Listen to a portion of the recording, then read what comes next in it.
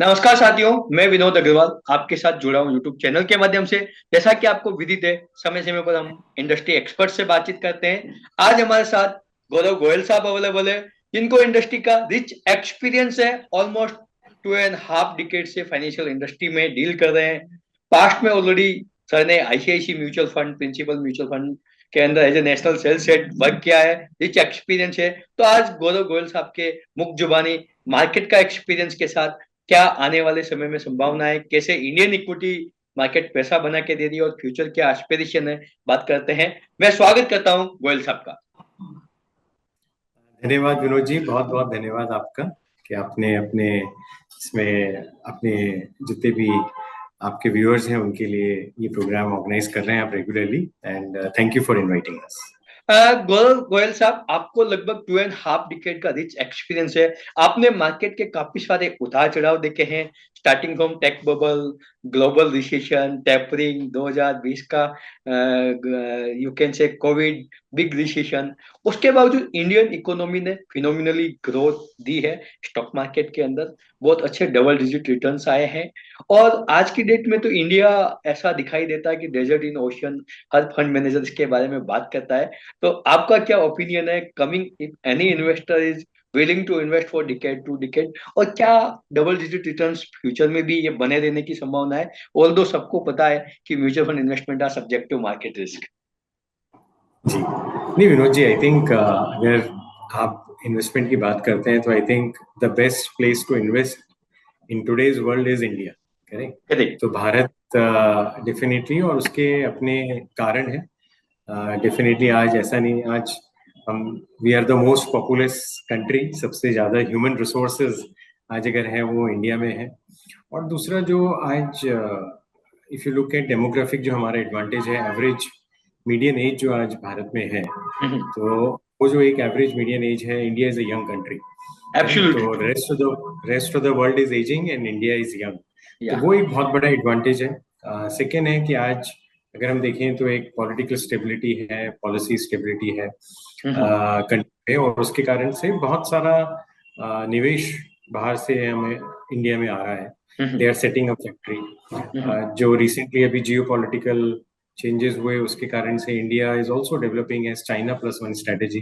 तो चाइना से भी कई लोगों को जो अपना सप्लाई साइड पे डाइवर्सिफिकेशन करना था, तो India is actually coming as a suitable alternative. और हर तरीके के अगर आप किसी भी मार्केट इंडेक्स को देखें, MCA market, emerging market index को देखें, तो आप देखेंगे कि पिछले कुछ सालों में जो इंडिया का वेटेज है वो डबल हो गया है एब्सोल्युटली। रिसेंटली। तो अगर अगर आप देखें, इवन जो फिक्स्ड इनकम में जेपी मॉर्गन जो इंडेक्स है, उन्होंने इंडियन गवर्नमेंट सिक्योरिटीज को इंक्लूड किया है, और उसके कारण से भी तो आज India on all the front is firing.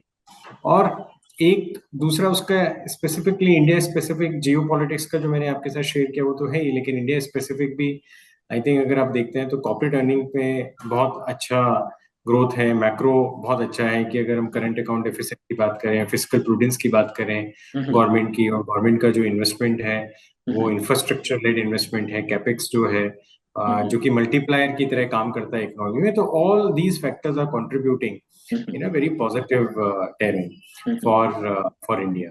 तो इंडिया का जो, जैसे आपने बोला, ग्रोथ स्टोरी बहुत इंटैक्ट है। और इसीलिए आज अगर कहीं पे भी किसी को, if the one of the best places to invest, तो वो इंडिया है। और ये तो अभी शुरुआत है। भारत का अमृतकाल पीरियड अभी, अगर आप 2000 जो 2047 का विजन है प्रधानमंत्री जी का भी, और जो हमारा एक जर्नी है, तो we will become third largest economy in the world. और जिस तेजी से जो चेंजेस हो रहे हैं, we will see that corporate earnings में लगातार वृद्धि हो रही है, लगातार तेजी आ रही है, और वो ग्रोथ के साथ में stock market is nothing but a reflection of the corporate earning growth. Great. Great. Gaurav sir, आपने बहुत ही अच्छे तरीके से इंडियन इकोनॉमी के बारे में, ग्रोथ स्टोरी का आपने डिस्क्रिप्शन दिया, और ऐसा दिखाई देता है कि रियली ये डेजर्ट इन ओशंस है, और यहाँ पे बहुत अच्छा ग्रोथ आने की संभावना है। यंग पॉपुलेशन है, बहुत शानदार प्रदर्शन हो रहा है कॉर्पोरेट अर्निंग के रूप में, बहुत अच्छे रिटर्न आ रहे हैं। और अभी कुछ समय पहले ही कहीं पे बात होती है तो ये कहा जाता है कि थर्ड विश्व शक्ति बनने वाली कंट्री के नाम के रूप में इंडिया का नाम अभी दिखाई देता है।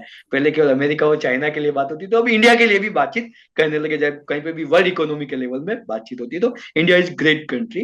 मैं आपसे ये पूछना चाह रहा हूँ सर कि अभी एक लेमन के माइंड में ऐसा है कि यार मार्केट बहुत ऊपर है, मार्केट 78,000 75,000 बहुत हायर लेवल हो चुका है। ऑल्दो हिस्टोरिकली ऐसे एन नंबर ऑफ इवेंट्स है, यहाँ पे 2008 का ले लो, 2020 का ले लो, 2012 का ले लो, अपनी हायर लेवल को उसने कितनी बार अच्छे लेवल से ब्रेक किया। ये अल्टीमेटली कहीं कहीं रबर की बॉल की तरह प्ले करता है, जितनी गति से नीचे जाता है उससे कहीं ज्यादा स्पीड से ऊपर आता है। 2008 का इवेंट देख लो तो मार्केट में ऊपर जाने की एन नंबर ऑफ संभावना है।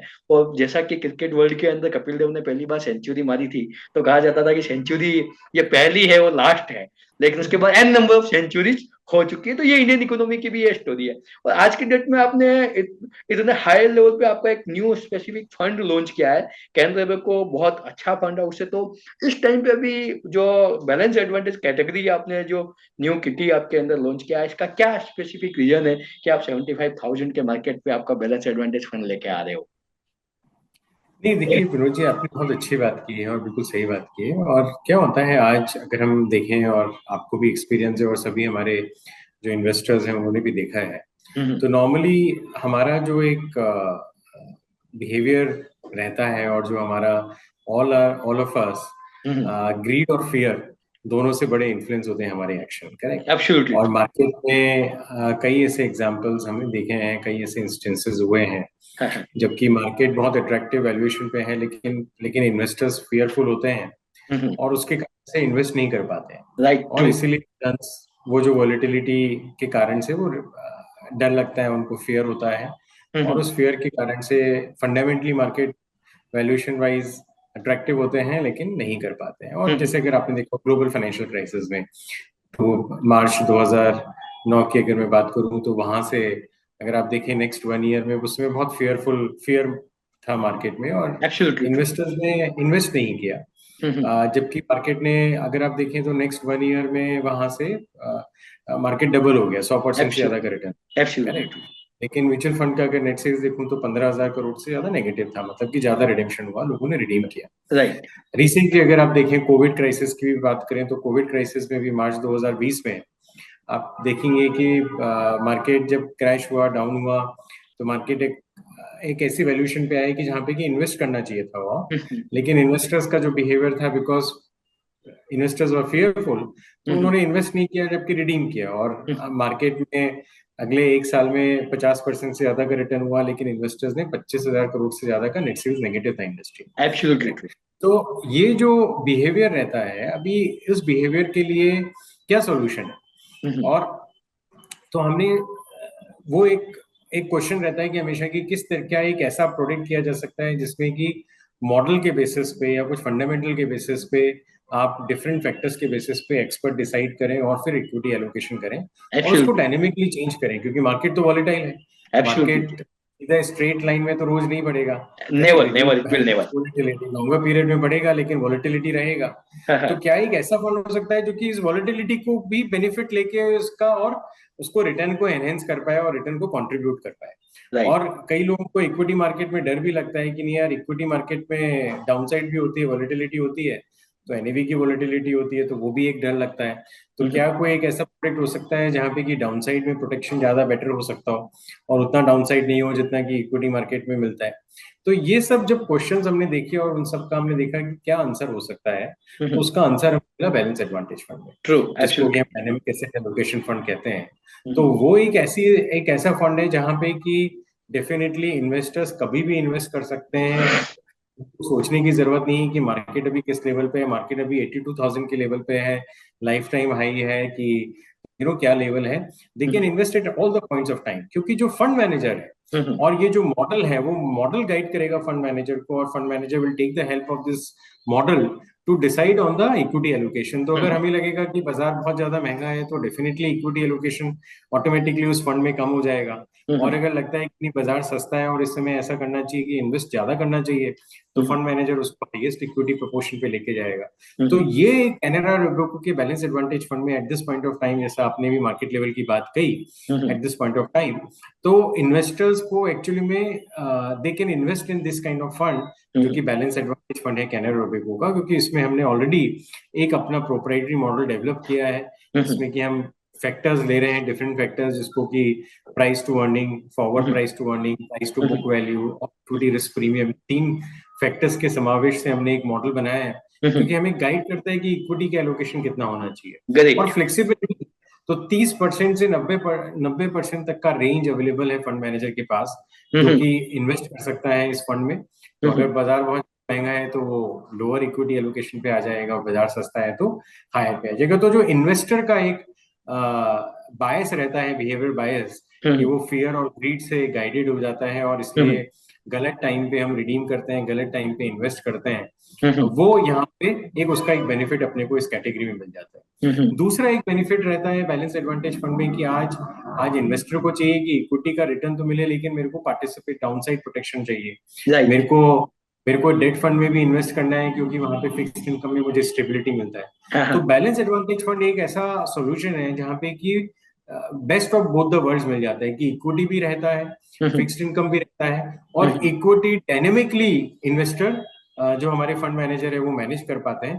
तो ये उसको एक best of all the world solution balance advantage fund category में मिल जाता है। तो इसीलिए हमने ये फंड लॉन्च किया है, क्योंकि इन्वेस्टर्स का रिक्वायरमेंट रहता है, और ये फंड में इन्वेस्ट करने के लिए कस्टमर को ना टाइम की जरूरत है, ना उसको सोचना है कि अभी मेरे को कब रिडीम करना है, और बड़ी टैक्स एफिशिएंट वे में वो रीबैलेंसिंग पोर्टफोलियो में हो जाती है। ग्रेट। गौरव सर, आप पर्टिकुलर इस कैटेगरी को कैसे देखते हो? क्योंकि अगर आज के 20-30 साल पहले का जो इंडियन म्यूचुअल फंड मार्केट का जितना मार्केट कैप था, उतना तो एक ही फंड इतना आज की डेट में मैनेज कर रहा है, लगभग 80-82 हजार करोड़ का। और ये कैटेगरी इंडियन इन्वेस्टर के लिए सबसे बेटर सूट करती है, क्योंकि उसको एफडी से बेटर रिटर्न चाहिए, सेफ्टी चाहिए, और बहुत ज्यादा वोलेटिलिटी नहीं चाहिए, और इक्विटी का उसको एडवांटेज मिले, चाहे वो टैक्स एफिशिएंसी के बारे में हो, चाहे higher return to fix deposit हो। तो ये सभी तरह से सूट करता है। तो इंडस्ट्री के अंदर इस कैटेगरी को आप किस तरीके से आगे एनालाइज करते हो? सेकंड, आपका जो बैलेंस एडवांटेज फंड है एग्जिस्टिंग बैलेंस एडवांटेज फंड से कैसे डिफर है?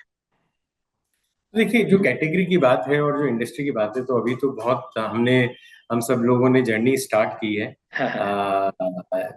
जब मैंने करियर अपना स्टार्ट किया था उस समय आफ्टर डूइंग एमबीए, इंडस्ट्री की साइज ही 1 लाख करोड़ था, आज तो 7 लाख करोड़ है, और ये अभी जस्ट बिगनिंग ही है।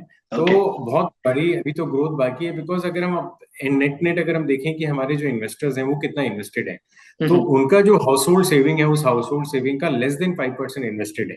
करेक्ट। तो आज फ्रॉम अ इन्वेस्टर पर्सपेक्टिव में बहुत बड़ी अपॉर्चुनिटी है। तो 20x तो हम सेम इन्वेस्टर्स के पोर्टफोलियो से ग्रो कर सकते हैं। पेनिट्रेशन की अगर हम बात करें तो पेनिट्रेशन भी बहुत कम है अभी रिलेटिवली। आज 140 करोड़ से ज्यादा की हमारी पॉपुलेशन है।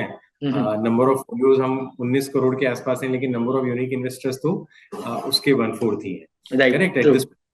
तो बहुत बड़ी अपॉर्चुनिटी है। तो आई थिंक अपॉर्चुनिटी और साइज को लेकर मुझे नहीं लगता कि कोई इशू है। अगर हम हाइब्रिड कैटेगरीज की भी बात करें तो आज 62 लाख करोड़ में से सिर्फ 10% है जो कि पूरी हाइब्रिड कैटेगरी में है। करेक्ट। तो only 10% in the hybrid category, और उसमें भी बैलेंस एडवांटेज फंड में देखता हूँ तो अगर मैं पूरा 2.5 लाख करोड़ अगर मैं देखता हूँ तो it is even less than 5% of the overall industry size. तो मेरे को ऐसा लगता है कि ये बैलेंस एडवांटेज फंड कैटेगरी जैसे इक्विटी है, जैसे फिक्स्ड इनकम है, वैसे बैलेंस एडवांटेज फंड भी एक एसेट क्लास है itself. It is not only one product, asset class है। और अगर हम देखते तो इस एसेट क्लास का अगर जो टोटल प्रोपोर्शन है वो लेस देन 5% है, तो बहुत बड़ा साइज इसका हो सकता है। Definitely it can grow. तो growth is not an issue, और ये बहुत बड़ा कैटेगरी बनने वाला है, क्योंकि इसके कंपैरिजन में जैसे आपने बैंकिंग की भी बात की, banking industry is 4 times of mutual fund industry. Correct. तो क्लियरली एक बहुत बड़ा अपॉर्चुनिटी है जहां पे कि इन्वेस्टर्स का जो एलोकेशन है फिक्स्ड डिपॉजिट्स में और बाकी दूसरे इंस्ट्रूमेंट्स में, वहां से अट्रैक्ट हो सकता है and they can move their money here, because यहाँ पे उनको बेटर रिटर्न प्रोफाइल मिल सकता है as compare to other traditional deposit. हमारा जो बैलेंस एडवांटेज फंड है वो कैसे डिफरेंट है? तो आई थिंक सबसे पहला चीज अगर आप बात करें तो एक कैनरा रोबेको का जो पेडिग्री है, we are the second oldest AMC in the country. तो हमने सारे साइकिल्स देखी हुई हैं। Correct industry. अगर मैं पूरी आज हमारी इन्वेस्टमेंट टीम की पेडिग्री की बात करता हूँ तो more than 200 years of investment experience हमारी इन्वेस्टमेंट टीम का है। करेक्ट, तो क्लियरली बहुत we have seen all the cycles, we have very credible team, investment team. और सबसे बड़ी चीज होती है कि बैलेंस एडवांटेज फंड अगर आप लेके आते हैं तो आपका एक्सपर्टाइज होना चाहिए दोनों में, इक्विटी में भी और फिक्स्ड इनकम में भी। और अगर आप देखें तो कैनरा रोबेको में हमारे यहाँ पे 12 से ज्यादा इक्विटी फंड्स हैं, 10 से ज्यादा डेट फंड्स हैं, 2 हाइब्रिड स्ट्रेटेजीज ऑलरेडी हैं। तो हमारा प्रूवन एक्सपर्टाइज है इक्विटी में भी और फिक्स्ड इनकम में भी। ओवरऑल जो हमारा एयूएम है वो 1 लाख करोड़ के ऊपर हमारा एयूएम हो चुका है। तो हमने अपना एक्सपर्टाइज दोनों फील्ड्स में, डेट साइड में भी, फिक्स्ड इनकम साइड में भी और इक्विटी साइड में भी हमने प्रूव किया है। अगर आप देखें इंडस्ट्री में जितने भी क्राइसिस हुए, चाहे वो क्रेडिट क्राइसिस हो या लिक्विडिटी क्राइसिस हुए, I think we take very pride in that कि हमारे यहाँ फिक्स्ड इनकम में आपने देखा होगा कहीं पे भी इन्वेस्टर्स को कोई परेशानी नहीं हुई, कहीं पे भी कोई एक्सीडेंट हमारे यहाँ पे नहीं हुआ है। अगर मैं देखूं, करेक्ट। तो ये सब जो चीजें हैं, और हाइब्रिड फंड की अगर मैं हिस्ट्री बताऊं आपको तो हमारा जो हाइब्रिड फंड है, एग्रेसिव हाइब्रिड कैटेगरी, 30 साल से ज्यादा, that is one of the oldest hybrid funds in the entire industry, और 30 साल का उसका ट्रैक रिकॉर्ड है। तो हमारे पास प्रूवन एक्सपर्टाइज है, तो that is because of the pedigree, proven expertise, I think investors can trust us for balance advantage fund. But एक दूसरा एक एस्पेक्ट ऑल्सो है कि जो हमने हमारा जो मॉडल है और उस मॉडल को हमने इन्वेस्टर्स को क्या चाहिए उस उनके इनपुट को देखते हुए उस मॉडल को बनाया है। तो ये जो 3 फैक्टर मॉडल है, ये बड़ा यूनिक मॉडल है जिसमें कि हम प्राइस टू बुक वैल्यू ले रहे हैं, हम trailing price to book value के अलावा फॉरवर्ड पीई को हमने उसमें इंक्लूड किया है, और उसके अलावा एक इक्विटी रिस्क प्रीमियम कि जो डेट और इक्विटी का एसेट क्लास है जो कि बताता है दोनों के बीच का attractiveness, is nothing but difference of earning yield और बॉन्ड यील्ड, दोनों का जो डिफरेंस है वो बताता है कौन सी एसेट क्लास अभी अट्रैक्टिव है, वो भी हमने इसमें इंक्लूड किया है। तो ये जो तीनों फैक्टर्स से जो मॉडल बना है वो मॉडल हमने टेस्ट किया फिर पिछले 20 साल पे अक्रॉस, और पिछले 20 साल में आप देखते हैं कि हमें बुल मार्केट भी मिला है, ऐसे भी मार्केट रहा है जहाँ पे कि मार्केट फ्लैट रहा है, और ऐसा भी रहा है जहाँ पे कि बेयर मार्केट रहा है। तो across all the market conditions हमने उस मॉडल को टेस्ट किया और हमने पाया कि ये डाउनसाइड को बहुत अच्छी तरह से प्रोटेक्ट करता है। तो जब भी मार्केट डाउन होता है 60% वहां पे डाउनसाइड प्रोटेक्शन है, और जब अपसाइड होता है तो अपसाइड में पार्टिसिपेट करता है, और 80% से अपसाइड में भी पार्टिसिपेशन किया है। तो क्लियरली एक ऐसा प्रोडक्ट है जहाँ पे कि जो customers when they want to invest in balance advantage fund, कि वो चाहते हैं कि हम इक्विटी मार्केट में पार्टिसिपेट करें, तो it gives you participation up to 80%। But अगर डाउनसाइड होती है तो बहुत ही अच्छी तरह से उसको प्रोटेक्ट कर रहा है, और 60% का डाउनसाइड प्रोटेक्शन है। तो अगर कोई भी इन्वेस्टर है इस तरह के फंड्स में इन्वेस्ट कर सकते हैं, they can have very good sleep, क्योंकि एनएवी वोलेटिलिटी बहुत कम रहेगी, डाउनसाइड प्रोटेक्शन बहुत अच्छा रहेगा Canara Robeco balance advantage fund में। और जिस तरीके से हम उसको हमने अपनी इन्वेस्टमेंट स्ट्रेटेजी हमने की है कि हम फिक्स्ड इनकम साइड पे बेस्ट क्वालिटी पोर्टफोलियो लेंगे, तो triple A rated portfolio, accrual portfolio, तो कहीं पे भी कोई हम रिस्क नहीं लेंगे on paper side, on the credit side of the portfolio, और ट्रिपल ए रेटेड और बेस्ट रेटेड पोर्टफोलियो हमारा रहेगा, डबल ए एंड अबव। दूसरा on the equity side minimum 70% ये लार्ज कैप में इन्वेस्ट करेगा। तो जैसे एक फ्लेक्सी कैप फंड होता है, वहां flexi cap kind of strategy रहेगी। तो best of large cap, best of mid cap and best of small cap इस फंड में इन्वेस्टर्स को मिलेगा। We can take up to 30% in mid and small cap. तो ये best of both the worlds in terms of portfolios and asset class investors के लिए available है। गोयल साहब, मेरा लास्ट क्वेश्चन है कि बहुत अच्छी कैटेगरी का फंड है, इन्वेस्टर के लिए एंट्री के लिए सबसे बेहतरीन फंड है, एनएवी में बहुत ज्यादा वोलेटिलिटी देखने को नहीं मिलेगी, एफडी के रिटर्न्स को बीट करेगा, और हमेशा ये इक्विटी टैक्सेशन में रहने वाला है, क्योंकि डायनेमिकली 65% ये एवरेज मेंटेन करके इक्विटी टैक्सेशन का एडवांटेज इन्वेस्टर को देने वाला है। तो इसका अप्रोक्सीमेट जो पास्ट ट्रैक रिकॉर्ड जो आपका 20 साल का डाटा है, जो आपने हिस्टोरिकली डाटा बैक टेस्टिंग किया है, उसके अंदर इसने बहुत अच्छे से डाउन साइड प्रोटेक्ट किया है, अप साइड में भी अच्छे से पार्टिसिपेट किया है। तो अप्रोक्सीमेटली जो डाउन बैक टेस्टिंग डाटा में इसका रिजल्ट्स जो रिटर्न है 5 इयर्स प्लस की कैटेगरी में, क्या डबल डिजिट है, अवेलेबल है वो? नहीं, बिल्कुल। अगर आप देखें 20 साल का हमने जो डेटा देखा, तो 20 साल के जो बैक टेस्टिंग पे रिजल्ट आया है, so it is out perform the benchmark जो फिजिकल 50-50 इंडेक्स है across all the time period, 5 year, 10 year, 15 years, 20 years। तो across all the time horizon इसका जो बेंचमार्क है उसको इसने बीट किया है। और 20 ईयर का जो हमारा बैक टेस्टिंग मॉडल है, जो कि हमने प्रेजेंटेशन में भी शेयर किया है, तो डबल डिजिट में रिटर्न है। लेकिन रिटर्न के अलावा सबसे इंपॉर्टेंट बात यह है कि इसका स्टैंडर्ड डेविएशन, जिसको हम बोलते हैं वोलेटिलिटी, जो है वो कंपेरेटिवली रिलेटिवली जो BSE 200 है, अगर उसको हम देखें तो उससे बहुत कम है। Right right right. गोयल साहब, आपने बहुत ही अच्छे तरीके से हमारे इन्वेस्टर को आपके बैलेंस एडवांटेज फंड के बारे में बताया। उसके लिए तहे दिल से धन्यवाद। आपने अपना इतना कीमती समय निकाला, आपका बिजी शेड्यूल होते हुए आपने हमें अपॉइंटमेंट दिया, उसके लिए तहे दिल से धन्यवाद। थैंक यू गोयल साहब। थैंक यू विनोद जी, बहुत बहुत धन्यवाद आप। Welcome welcome.